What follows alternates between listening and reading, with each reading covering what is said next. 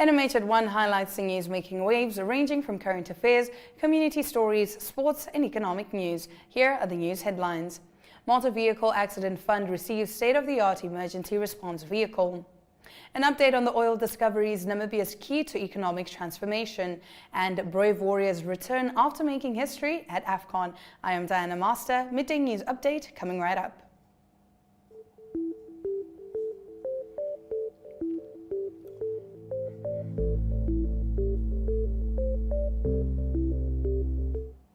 Following recent incidents of rape which have been reported in the Oshana region, and the police feels the parents are not taking the lessons to the little ones, Head of Oshana Community Policing Subdivision Inspector Thomas Ayambo decided to take the bull by its horns and teach the children himself.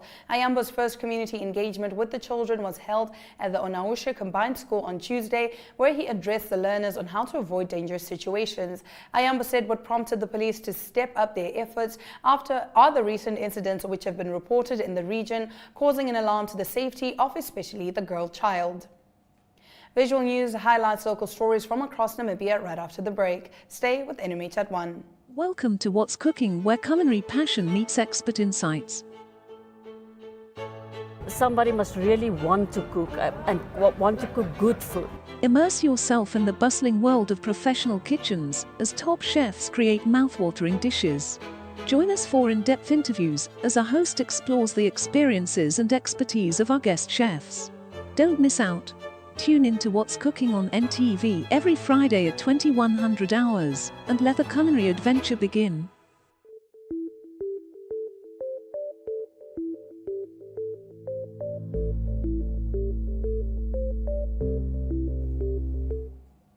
In today's visual news, the Motor Vehicle Accident Fund today received a brand new state-of-the-art emergency response vehicle from the Road Fund Administration worth $1.3 million Namibian dollars. RFA contributed 500,000 Namibian dollars to the cause. Elizabeth Kavis was there.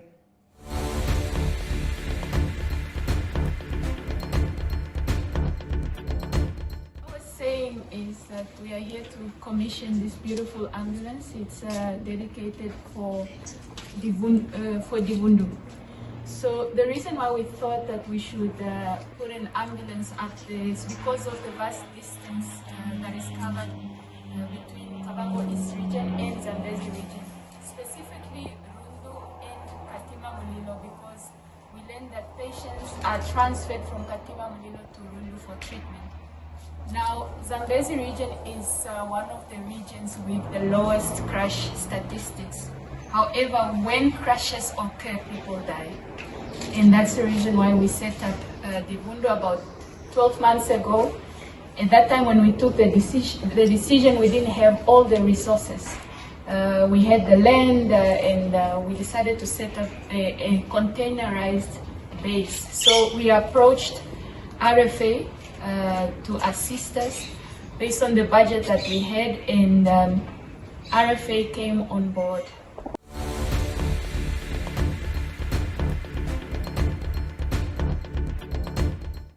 Stick around after the break. Namibian Sun leads us into the newspaper review segment. Welcome to My.NA Cars, your ultimate destination for everything automotive. I am your host, Diana Master. Teamwork makes the dream work, right? Discover the latest models, innovative technologies, and expert insights from our passionate hosts. Learn essential maintenance tips and get exclusive behind-the-scenes access to the automotive industry. Don't miss My.NA Cars on NTV every Thursday at 2100 hours. Tune in and ignite your passion for automobiles.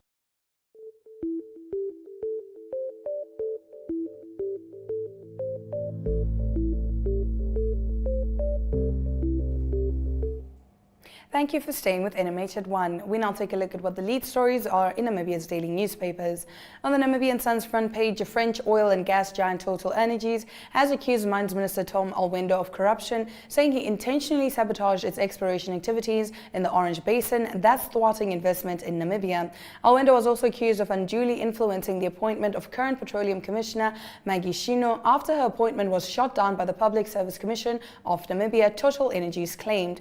Hitting out at the minister's alleged transgressions, Total Energy's chairman and CEO Patrick Pian raised concerns into Alwendo's conduct in a letter to the company's board. Pian asked the board to consider taking legal action against the Namibian government's conduct similar to Burma, where it challenged human rights abuses.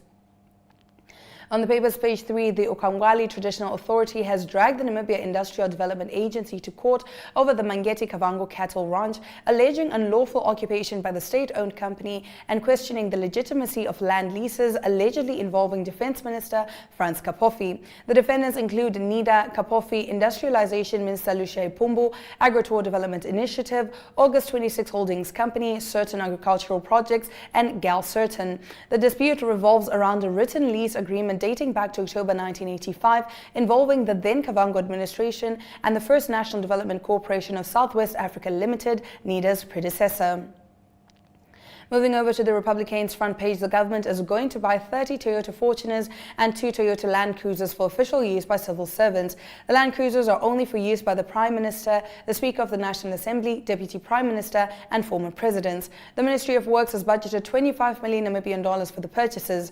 The decision follows a moratorium placed on the purchase of government vehicles, and because, according to the Minister of Works and Transport, John Mutorwa, the existing government vehicles are more in the workshop than on the road. According to Mutorwa, his ministry was forced to approach the cabinet to make money available to buy the vehicles because some of the government vehicles are broken and the current fleet needs to be replenished.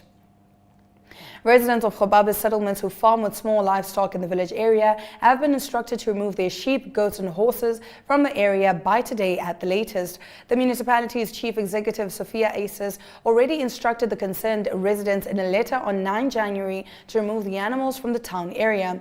More than 20 owners of small livestock are affected. The director follows ongoing meetings that date as far back as 16 October 2021 and involve residents in the informal settlements of Canaan A, Canaan B, Canaan A Upper and Canaan C. According to ACES, a surveyor is busy measuring plots of 300 square meters and which lays the foundation for future water and power supply to the settlements. Moving over to the Allgemeine Zeitung, a preliminary report of a little-noticed environmental study by Osino Gold on a planned dam in the Khan Riviere is now available to the public. The company wants to mine gold at Karibib for 13 years and build a permanent dam near the C33 in the Riviere Sands. The Canadian company Osino Gold Exploration and Mining is currently developing the Twin Hills Gold Mining Project around 25 kilometers northeast of Karibib and is considering building a dam in the Khan Riviere. This is intended to supply the future mine with up to 40% of its water consumption. A mining company had already planned to build a dam in the Khan Riviere in the 1900s. However, this plan was abandoned after strong criticism. On its page 2, Allgemeine Zeitung is attending to the former bookshop of the capital.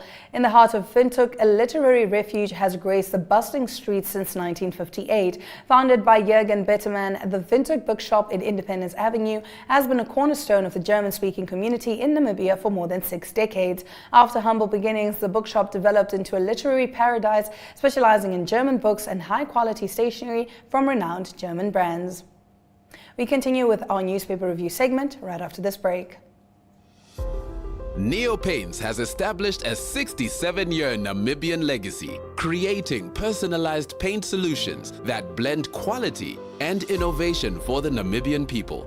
We pride ourselves in being a 100% Namibian-owned company, investing in our country and our people by employing and empowering true Namibians. With every brushstroke, Neo Paints commits to our quality guarantee and always delivering a coat of excellence. At Neo Paints, we always stay true to our country. We are as Namibian as you.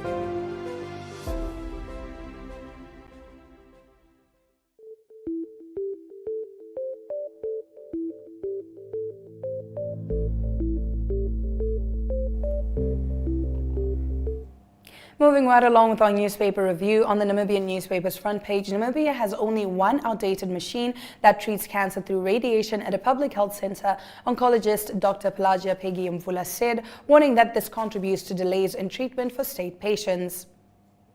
On the paper's page 3, the city of Windhoek will reinforce water restrictions with fines of 2,000 Namibian dollars in an effort to combat critical water shortages. The municipality has reintroduced a zero tolerance to water wastage policy from 2019 after it found that the country's central area is facing declining water levels in 3 major supply dams. On the New Era's front page, Katima Mulilo has been without potable water since Monday due to a burst water pipe. While NAM Water is supplying free water, some residents have resorted to drawing water from the Zambezi River for household use and consumption amidst life-threatening cholera in neighboring Zambia. Some of the residents are also making use of the river to bathe. On the paper's page 3, following a detailed building inspection by the Regional Education Directorate of Otjozondjupa, over 7 classrooms of the Okakarara Primary School were declared unsafe and uninhabitable for learners and teachers. A few weeks ago, about 7 classrooms at the school were severely damaged and their roofs were blown off by strong winds and heavy rainstorms, which left over 650 learners stranded with no access to classes. Moving over to Market Watch, global growth is projected at 3.1% this year and 3.2% in 2025, the International Monetary Fund said yesterday afternoon. This year's forecast is 0.2 percentage points higher than that in the IMF's World Economic Outlook last year. This is on account of greater than expected resilience in the United States and several large emerging market and developing economies, as well as fiscal support in China. The forecast for 2024-2025 is, however, below the historical average of 3.8%, with elevated central bank policy rates to fight inflation, a withdrawal of fiscal support amid high debt weighing on economic activity, and low underlying productivity growth.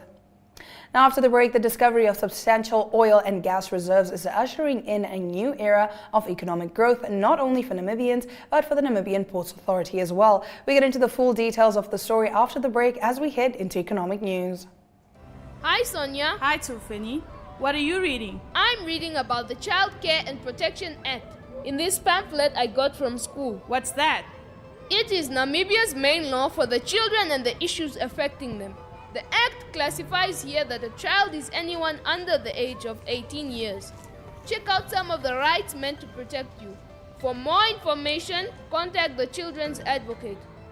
For more information, contact the Children's Advocate Namibia in the Office of the Ombudsman on 061 20 73 111. Send us an SMS on 20401.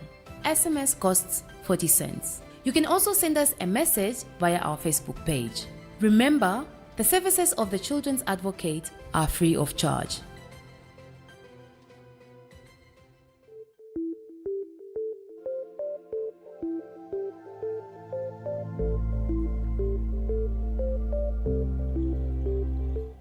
In economic news this afternoon, the discovery of substantial oil and gas reserves is ushering in a new era of economic growth, not only for Namibians, but for the Namibian Ports Authority as well. This according to Tautinge Festus, Namport's business development partner, who said this presents Namibia, historically dependent on mining and agriculture, with a golden opportunity to diversify its economy.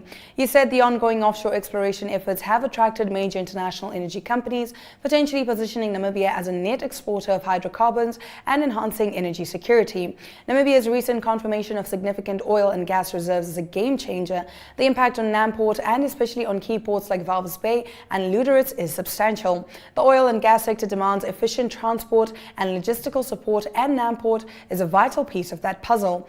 The increase in shipping activity directly translates into more revenue opportunities through services like vessel handling, berthing fees, and cargo operations, Festus said. He also noted that beyond Namport, the broader economic benefits are considerable, and that the influx of investments tied to oil and gas operations necessitates infrastructure expansion and modernization.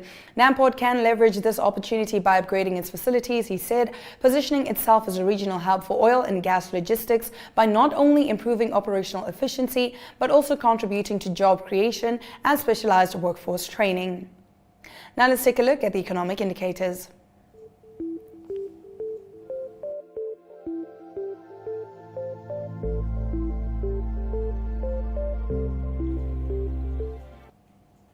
The Namibian dollar trades at 23.64 to the British pound, 20.23 to the euro, 18.69 to the US dollar, and 2 Namibian dollars and 62 cents buys you 1 Chinese yuan.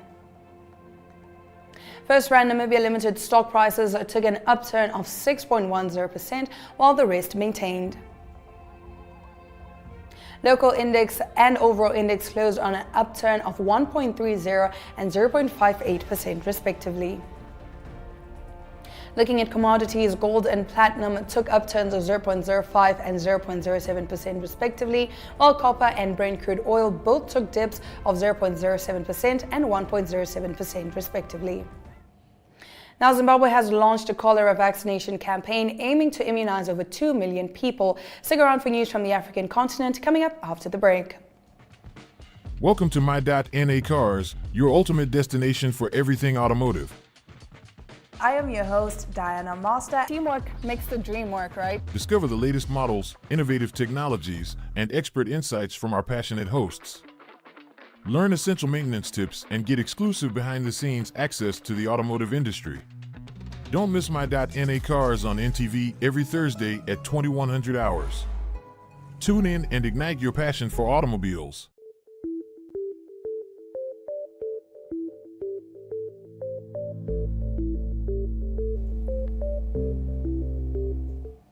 We now expand beyond Namibia's borders to give you the latest news from the African continent here on NMH at 1. Zimbabwe launched a cholera vaccination campaign on Monday, aiming to immunize over 2 million people against the waterborne disease. Administered orally, the vaccine offers protection for at least 6 months.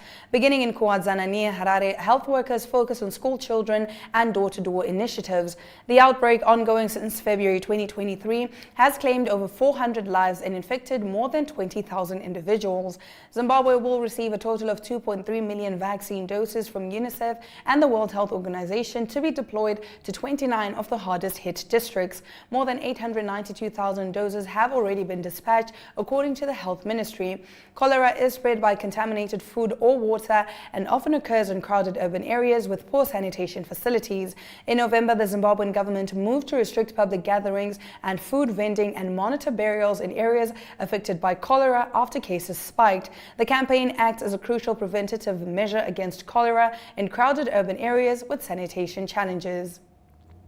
6 students, 3 teachers and a bus driver have been kidnapped by unknown gunmen in southwestern Nigeria. In a statement posted online, the Ekiti state government said the victims were attacked in the town of Emure while returning from a road trip on Monday night. State Governor Abiodun Oyebanji said the authorities are determined to get the children and their teachers rescued. Meanwhile, residents are being urged to remain and share any information that could help the search. It is not yet clear who is responsible or whether they have demanded a ransom. Kidnapping for ransom has worsened in Nigeria in recent years, with armed gangs targeting road travelers, students, as well as residents in rural and urban areas across the country. Earlier on Monday, about 50 civil society organizations issued a joint call on President Bola Tinubu to declare a state of emergency regarding the security situation. They said over 1,800 people had been abducted since the president assumed office in May last year. Stick around, we're bringing you international news right after this.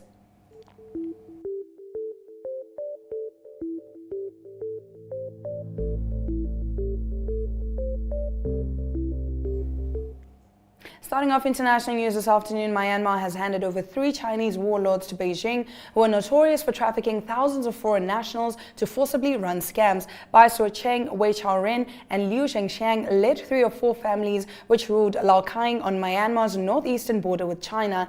They were taken to China on a chartered flight with 7 others. This is the latest twist in the stunning downfall of the military-backed Chinese mafia in Myanmar.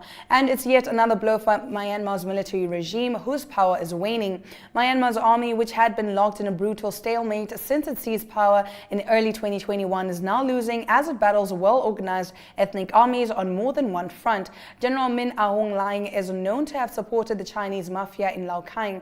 For years, China had been pressing his regime to rein in the scam centers where people are trapped and forced to run telephone and online scams targeting victims everywhere. China's unease at what was happening across its border encouraged 3 insurgent armies to launch coordinated attacks against the military in late October last year, and it hastened the fall of the mafia families. The UN estimates that hundreds of thousands of people have been trafficked into these centers across Southeast Asia. India's Navy successfully rescued 19 Pakistani nationals from Somali pirates who had seized their fishing vessel near Somalia. 11 Somali pirates had taken the crew hostage on the Iranian-flagged fishing vessel Al Naimi. The INS Sumitra Navy patrol ship intercepted the hijacked vessel, ensuring the safe release of the crew and the vessel. This marks the second anti-piracy operation by INS Sumitra within 36 hours, as they had previously rescued 17 people from another hijacked Iranian-flagged fishing vessel in the Gulf of Aden. Concerns arise over increased vessel attacks off Somalia's coast amid recent missile attacks by Houthi fighters in the Red Sea. News from the world of sport follows right after this break.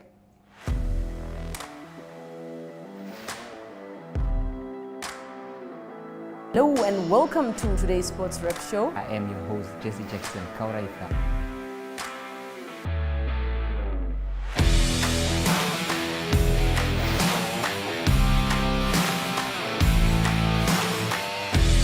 In replay, Namibia, who had won the toss for the first time on this tour. Good day everyone, time for international sports news, starting off with tennis news, both on the WTA for women's and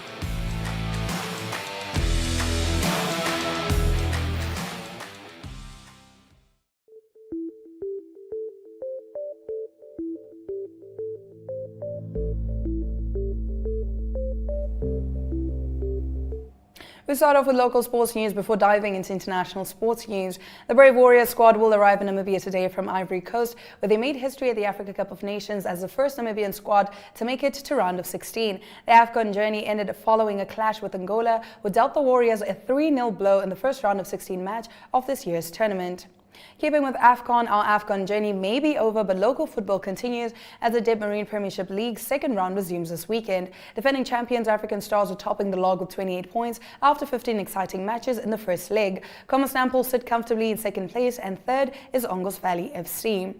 Now, mighty Gunners FC defender Given Mutozu and free agent Ori Amseb, who recently released by Jwaneng Galaxy FC, are training with African Stars FC. They both featured in a friendly played in Khobabis. And now we head into international sports news. Stay tuned.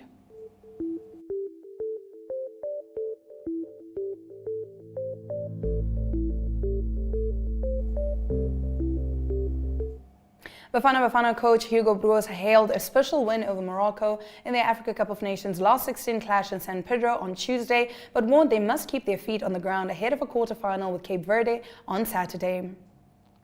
Arsenal climbed up to second in the Premier League with a 2-1 win at Nottingham Forest as Aston Villa's unbeaten home record was ended by a 3-1 defeat to Newcastle on Tuesday. Mali continued to flex their muscles of the 2023 Africa Cup of Nations this week and subsequently booked their spot in the quarterfinals of the tournament following a nervy 2-1 win over Burkina Faso. If you're just joining us, this is NMH at 1, and we'll get into the highlights from today's broadcast right after this.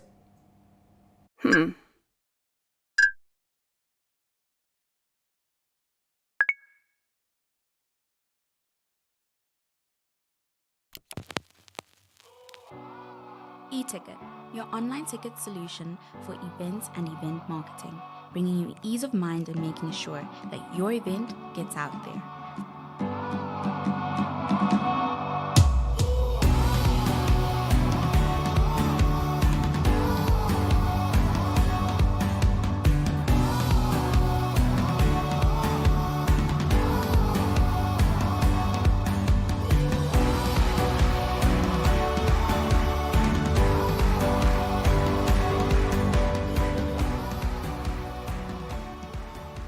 For more information, contact events@nmh.com.na.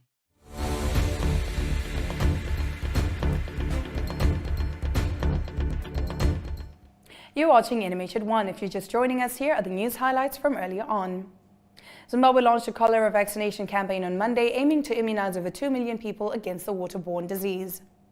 In international news, Myanmar has handed over 3 Chinese warlords to Beijing, who are notorious for trafficking thousands of foreign nationals to forcibly run scams. And in local sports, the Brave Warriors squad landed in Namibia earlier today from the Africa Cup of Nations title quest, which ended after Angola defeated them 3-0 in the round of 16. Remember that NMH at 1 has been nominated for Viewer's Choice Best Youth Show, and here's how you can help us bag the prize. All you have to do is send a WhatsApp to 0857856231 with hashtag NTV Awards 2024 and follow the prompts given by the Synergy chatbot. Remember to tune in every weekday at 1 p.m. to spend your lunch hour with NMH at 1, catching up on the latest news in Africa and beyond. From me, Diana Master, have a lovely Wednesday ahead.